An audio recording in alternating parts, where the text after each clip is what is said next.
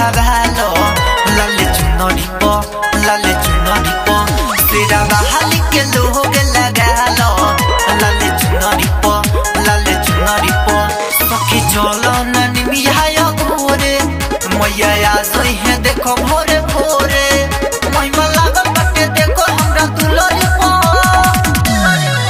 सिरा बहाली के लोग लगालो लाले चुनरी पो दुर्गा माई के नाम लिखावालो लाले चुनरी पो दुर्गा माई के नाम लिखावालो presented by Sonia Music Vidya। साधा लागल बटे भारी बोला जल्दी तो ही यार तोरा किस्मत के खुल जाई ताला सखी बड़ा उपकार लिप माही के दुआरा देखो आवतारी माई घरे घरे हो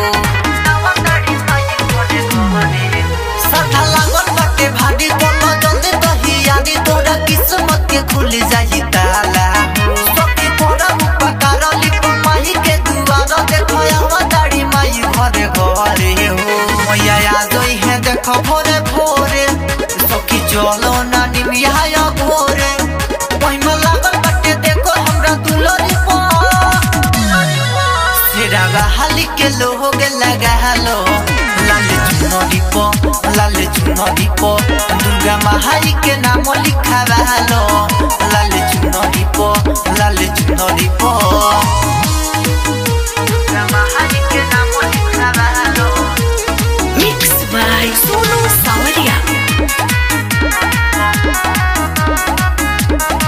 डॉक्टर दिन दीवाना रोशना वेला रोजाना देवी माई के करे दर्शन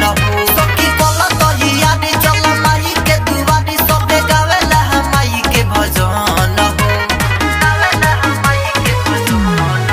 डॉक्टर दिन दीवाना रोशना वेला रोजाना देवी माई के करे दर्शन सखी कला तो याद चल माई के दुआरी सबे गावताटे माई के भजन सखी चलो ननी मिया घोरे मैया आजोई है देखो भोरे भोरे महिमा लागल बाटे देखो हमरा दुलरी पो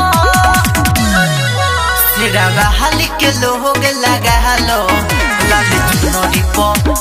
चुनरी पो दुर्गा माई के नाम लिखावालो लाले चुनरी पो